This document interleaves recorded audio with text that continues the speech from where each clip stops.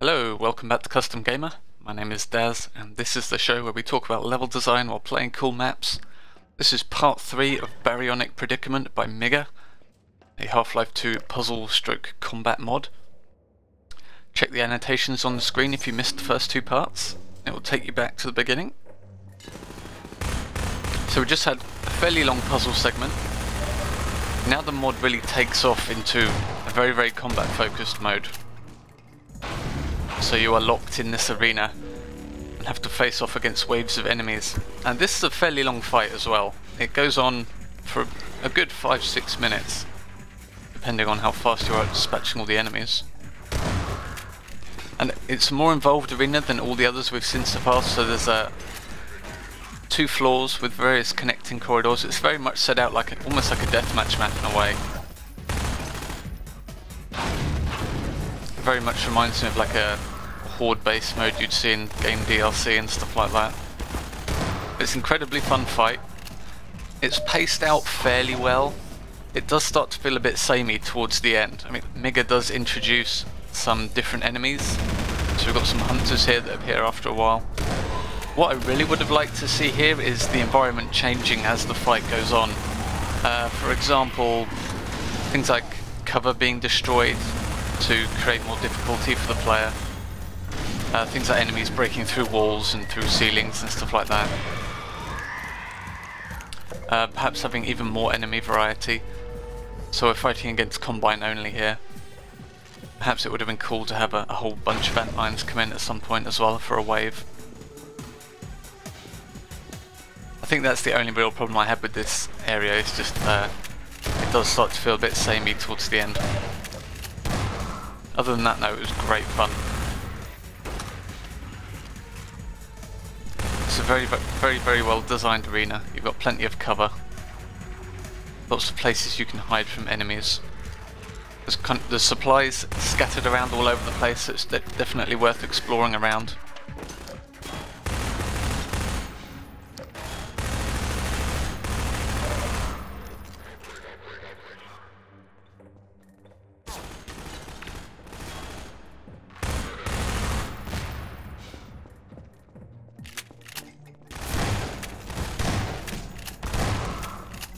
You really do have to be quite careful because you only get one suit charger, and you have to kind of rely on supplies and things dropped by enemies.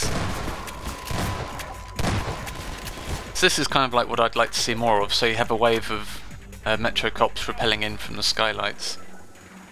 I believe that only happens once, but it would have been nice to see more variety like that, I guess. What I always think could be really interesting for arenas like this is if you start out really small, and as more and more enemies are introduced, they're kind of destroying walls and destroying floors and things like that. And there's kind of more corridors and rooms underneath that, so the arena slowly expands in size. What that does is the player gets comfortable with the space they're in, and then it slowly expands, so you have more space to fight. You can have different rooms which provide better opportunities for different enemies to attack. And the player is always kind of comfortable with the space. It's not just one giant area they just have to learn very quickly, it just slowly expands. I think it's a really interesting idea.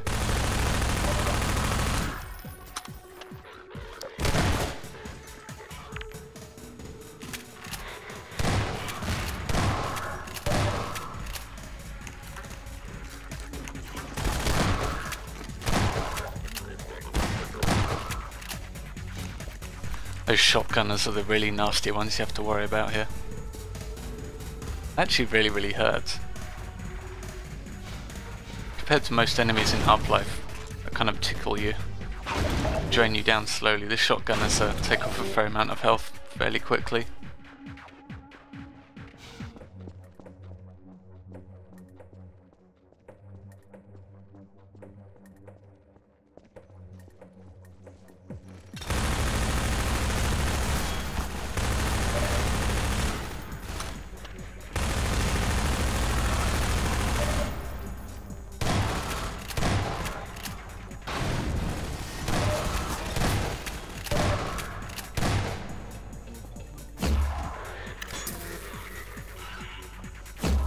So Miigga does give us some extra supply crates every now and then just to top us up.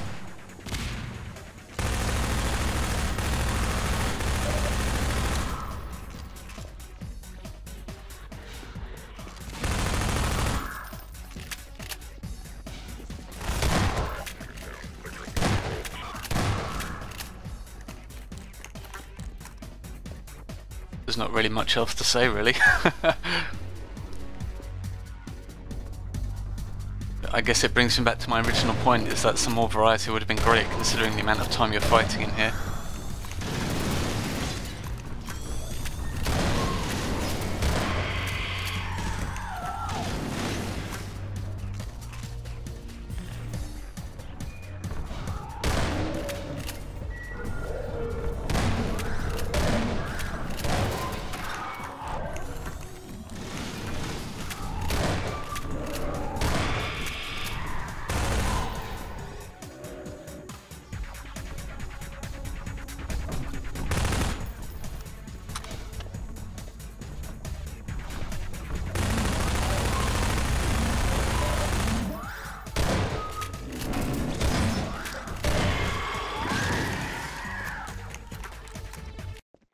And that is that.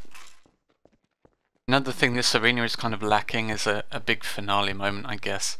The music just kind of abruptly ends, there's no kind of special moment at the end to kind of guide the player onwards. You've got another one of these flashing lights up here, but it would have been great to have some kind of event which draws the player up here.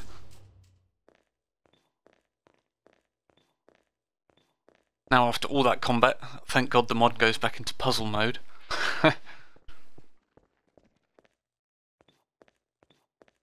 So this next puzzle relies on a already established Half-Life 2 mechanic of the batteries, which you can plug into things to power them up. So it's a case of exploring the environment and finding all the batteries to place into the containers on the floor here.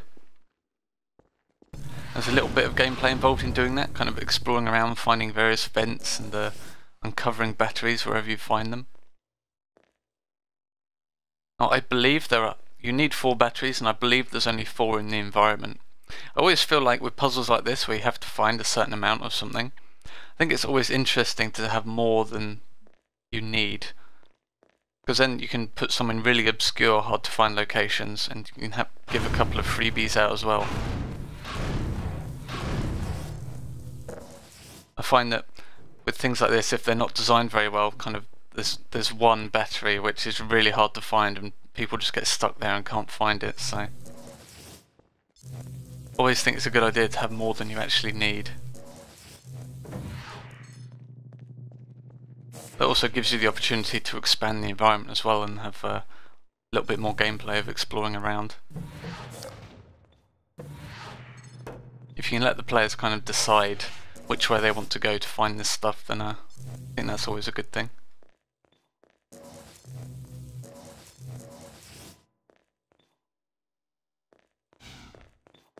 I was expecting another battery to come down the conveyor there, but I don't think it ever does once you pick it up.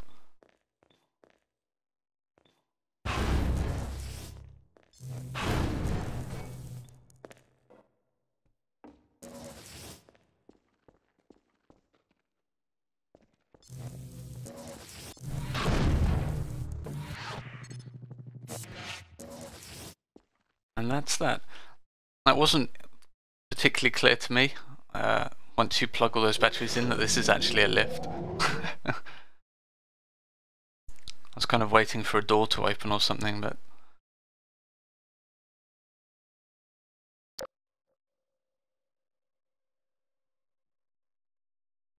now this next area is actually excellent. It's a completely new game area. It has both puzzles and fighting in it.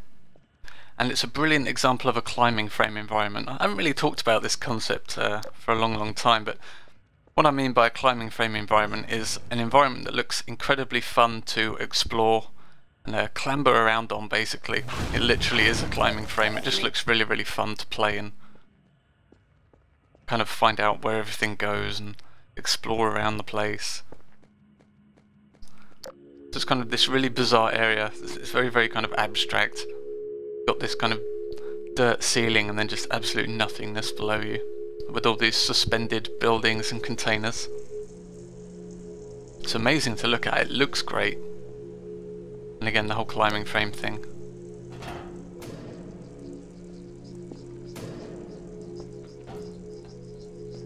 So each one of these little huts is kind of like a self-contained gameplay area. Little objectives in that you can complete. Reminds me a lot of Deep Down, actually, that area in Deep Down in the mines where you've got those suspended containers hanging from the ceiling.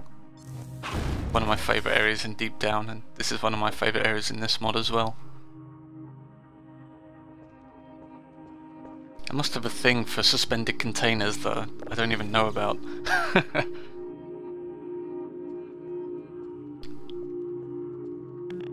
Here we activate the button. Then you can see the lift activate out the window. It kind of catches the player's attention. The sound as well to reinforce it. Incidentally, that watermelon being pushed out the window is what I was talking about in part 1, where the watermelon is kind of presented to you in a very strange way. That's what I was referring to there.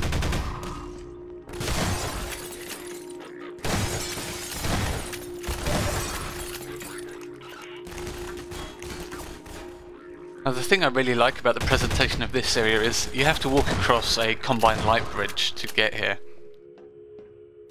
And then for this next area you're kind of presented with a combined light bridge which is turned off. So the player understands what it is, and then kind of the impetus is, okay, how do I turn that on to proceed?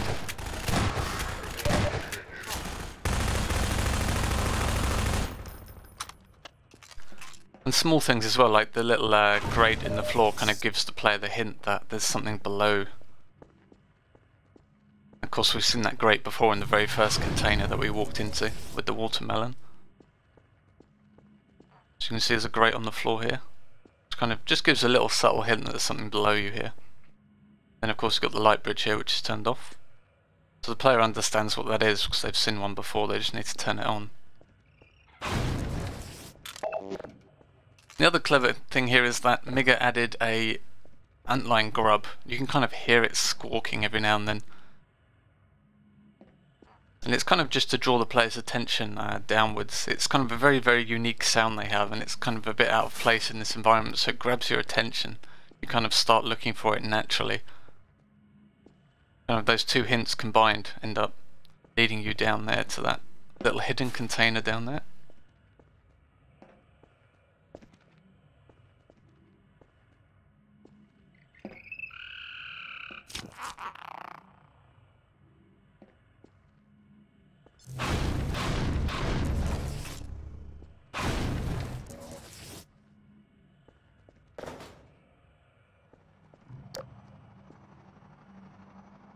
And now things get interesting. So this is probably the most unique gunship fight I think I've ever seen. You very rarely see kind of gunships used in an interior space like this. I mean, I say interior loosely, but there's kind of lots and lots of cover around the place. It must have been a nightmare for Miigga to get this gunship working correctly without kind of bumping into all these houses and everything. There's something I've always tried to do in some of my maps. You probably saw a little bit of that in my factory video that I released, man, years ago now. But I always think it's really cool when kind of flying enemies like gunships or helicopters can kind of fly in between buildings. So you kind of get all the dust coming off the rotors and it kind of interacts with all the different physics objects. It makes a very, very dynamic environment. It just looks very cool. I think the gameplay is very interesting as well, and Miigga does a great job here of doing that.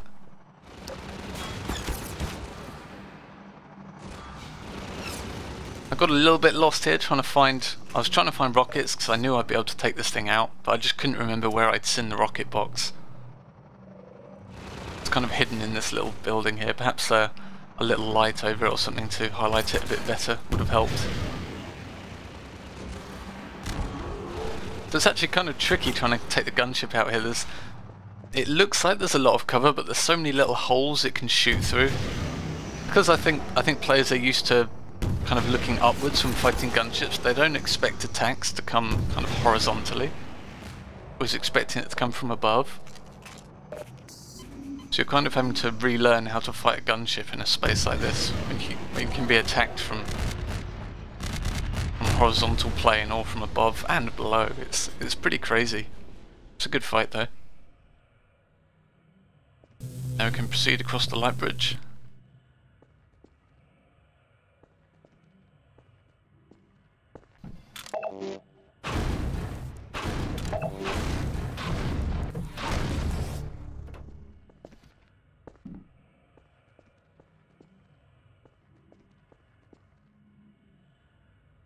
Now for this next puzzle we go back to some mainstays of the mod, so lasers and contraptions.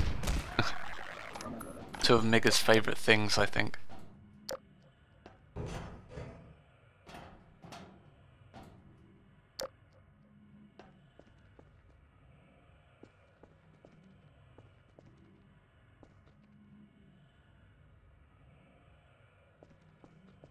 So a couple of things stand out in the environment already. So we see some receptacles up there with the red lights on.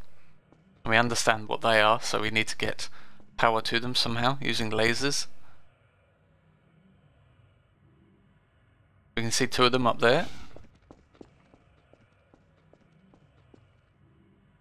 That laser kind of stands out, so again it's kind of showing the player some pieces of the puzzle and letting them work out how it all interacts and works. I feel like this one here is a bit of a freebie just to get them back into the mindset of lasers. It stands out from the environment very, very easily. It's easy to get to and turn on. And this next one's a little bit more involved, requires a bit more exploration.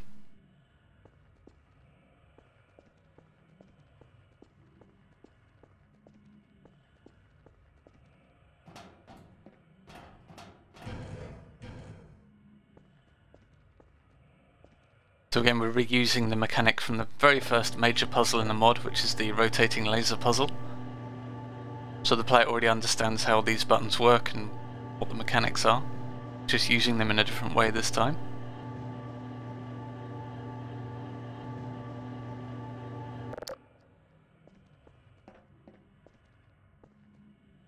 Which lets us activate the train. And as everybody knows, you can't have a Half-Life 2 mod without a train. It's just not done. Place your bets now. Train ride at the beginning of Half-Life 3? Maybe Valve will try and disguise it somehow.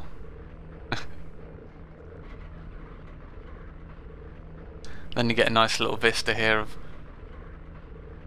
Again, it's always nice if you can show the player the environment they've just conquered as they're kind of moving on to the next one. So it's very, very cool.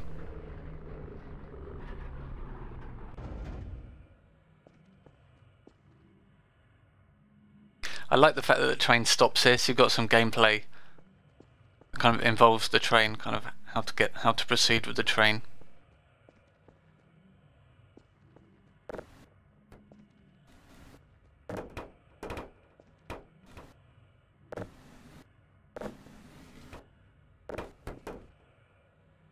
Apparently stacking boxes is hard.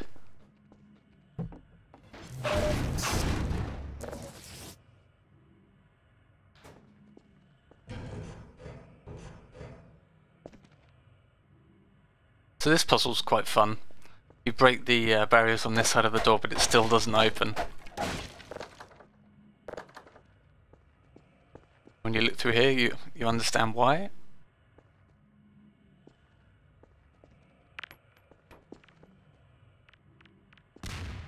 Now, at first I thought I'd throw a grenade through here and perhaps that would activate the laser somehow, but then I noticed the bar's on the opposite side of the door and just kind of clicked.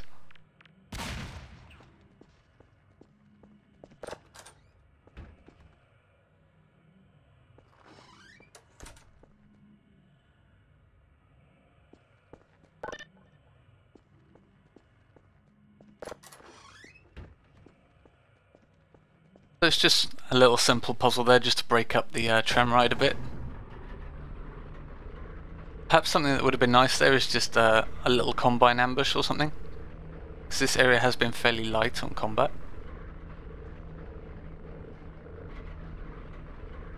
Barring the whole gunship thing, of course.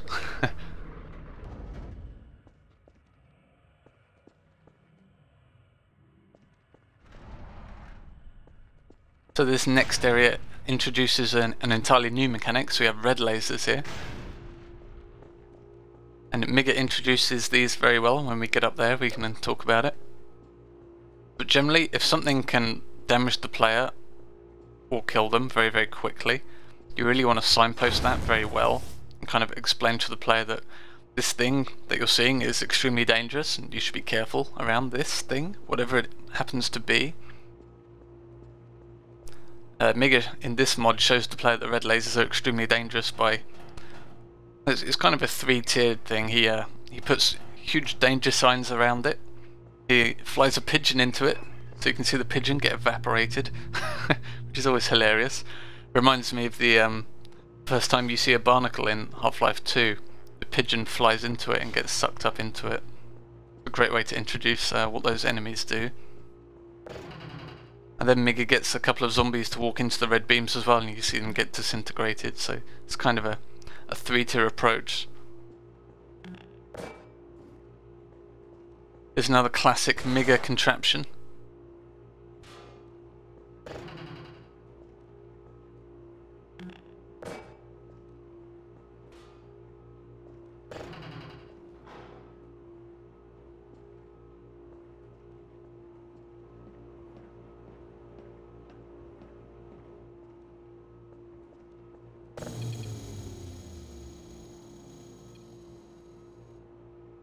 So we can follow the wire back and find out which force field that turned off.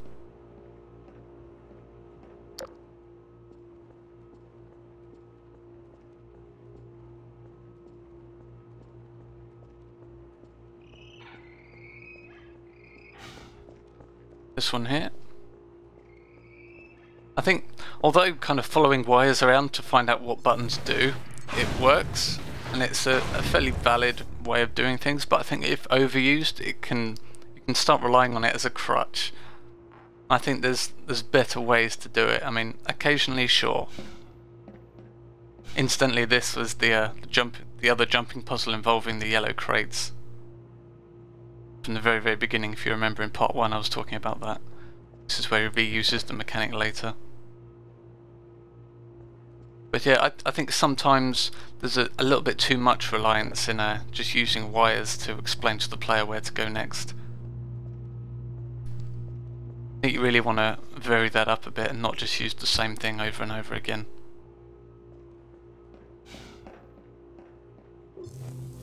Like perhaps have a combined camera or something with a panel next to the actual button you press so the player can see the force field turn off. So here's the red lasers. I think that's fairly obvious that they're very, very dangerous. And I love the fact that it pushes stuff out the way when you go into it, so it forces the player to hold the barrel while they're moving around it, so you get that extra little bit of challenge for getting through these lasers. So I really, really enjoy. That's a very cool idea.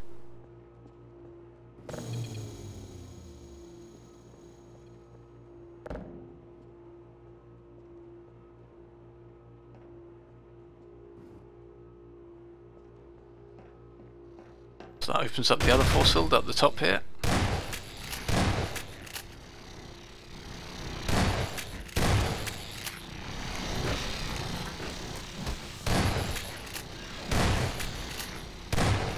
The only other thing I didn't like about this area is the fact that I just pressed that button to unlock this force field, but I hadn't actually seen the force field first. I just kind of decided to go around there and press the button. And I just kind of was guessing that it was connected to a force field because the other one was. And again, this button here, I haven't actually seen the problem. I found 2 solutions before I found either problem.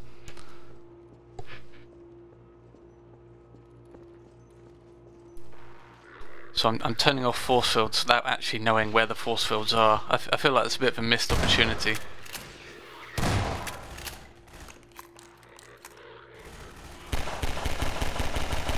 On the plus side, we have some NPCs fighting other NPCs, which is always fun to watch.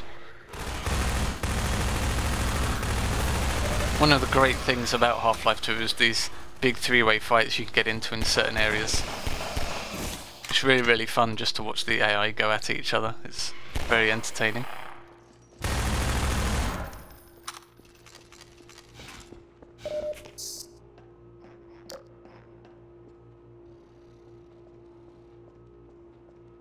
Alright guys, that's the end of part 3.